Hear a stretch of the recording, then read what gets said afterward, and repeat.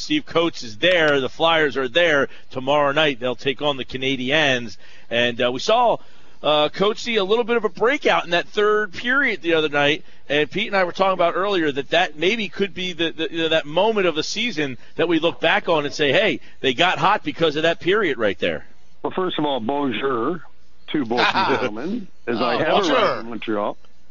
We have a little bit of a smaller bus, so I'm going to be quiet a little bit. But when you take a look at the other night, I mean, that was absolutely unbelievable how they came on so big in the third period to be able to score so many goals on a Devils team that was at least scored upon in the National Hockey League. It was absolutely scary. So maybe we can look back and say this was the trigger point. You sound great, Stephen. Don't worry about your muted tone, so we can hear you just fine. I'm curious to find out your thoughts on the juggling of the lines the other night. They put Shen up on the top line and dropped Jake down to the second line. Seemed to have some things that obviously clicked. In your mind, changing lines like that, to a fan, we think, oh, it worked, but it's a little bit more complicated than that, right? If you ever took the combinations and permutations, the number of times that lines are changed during a season, you'd lose complete track of it and control of it. It doesn't matter. It really doesn't matter. Oh, yeah, people like to say, well, yeah, that's that line. We got the LCB line. We got the Triple Crown line. We got all these fancy names for them.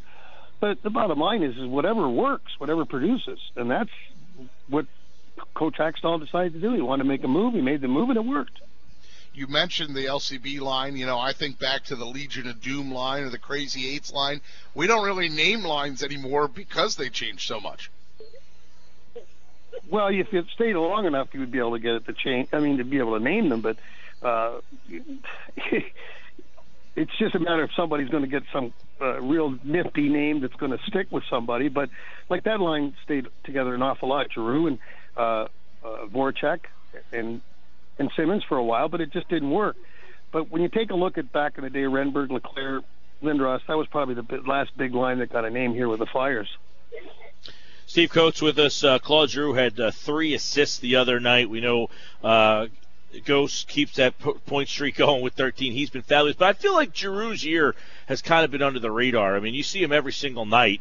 What do you make of the season that he has had? It seemed like he's not getting the same buzz or publicity that we're normally hearing about him.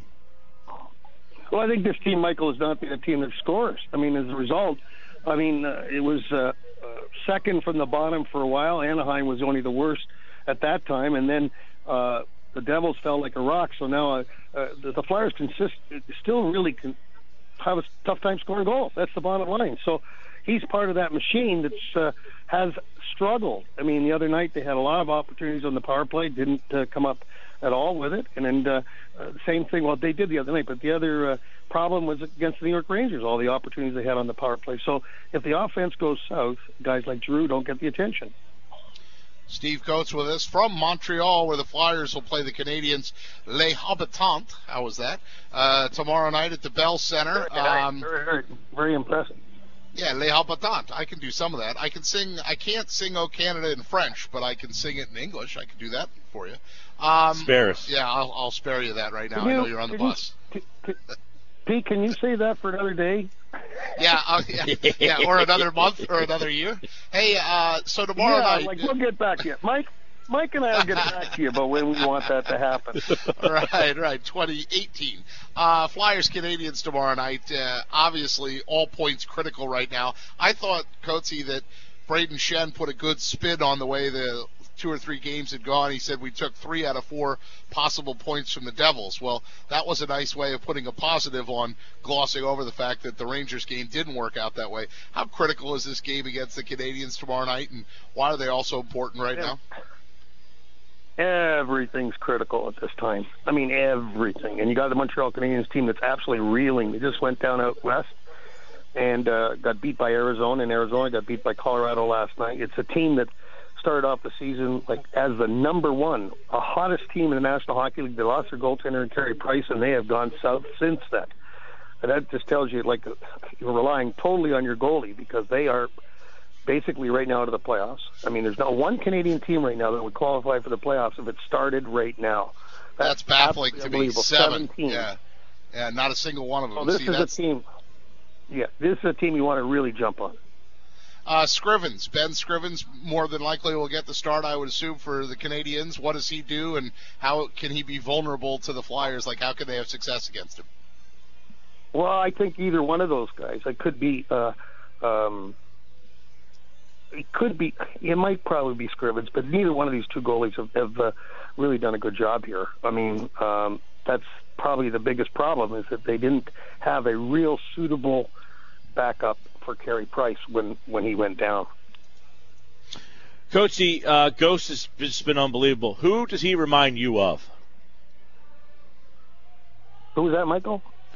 Gostisbehere. Who does he remind you of? I mean, I get a lot of tweets, people saying who he compares to. The way that, I mean, I heard the other day that he's fifth on the team in scoring. Now, number one, he's a defenseman. Number two, he's only played about 40 games this year. So for him to be fifth on the team in scoring, number one, talks about the lack of scoring, as you chronicled. But two, this guy's been just a godsend to this team. Does he remind you of a guy when you watch him out there?